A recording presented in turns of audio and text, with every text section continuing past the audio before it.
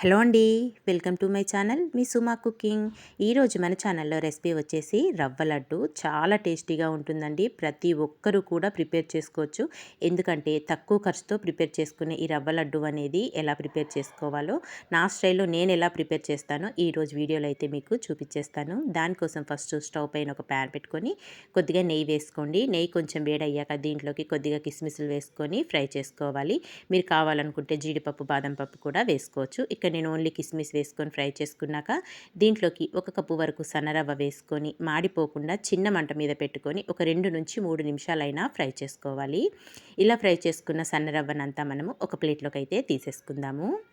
ఇలా తీసేసుకున్నాక మళ్ళీ అదే ప్యాన్ స్టవ్ పైన పెట్టేసుకొని కొద్దిగా నెయ్యి వేసుకోండి. ఇక్కడ వచ్చేసి నేను పచ్చి కొబ్బరి అలాగే సన్న రవ్వతో కలిపి రవ్వ లడ్డు అనేది ప్రిపేర్ చేస్తున్నానండి. మనం కొబ్బరి వేసుకోవడం వల్ల ఈ రవ్వ లడ్డు అనేది మరింత రుచిగా ఉంటుంది.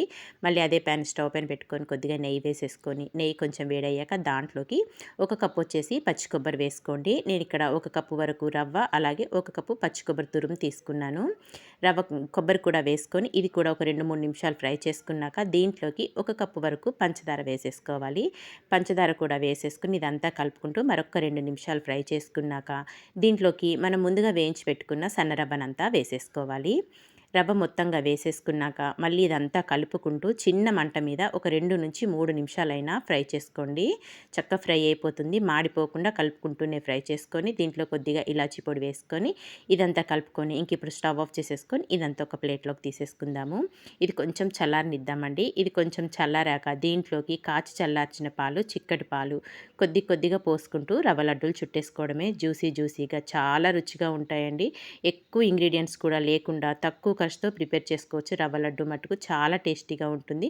మనకి ఇంటికి చుట్టాలు వచ్చినా అప్పుడప్పుడు ఇలా ప్రిపేర్ చేసి పెట్టేయచ్చు. మనకు స్వీట్ తినాలనిపించినా కానీ ఇలా వెంటనే చేసుకొని తినేయొచ్చండి. కేవలం ఒక 10 నుంచి 12 నిమిషాల లోపలే మనం రవ్వ లడ్డు అనేది ప్రిపేర్ చేసేసుకున్నాం కదా.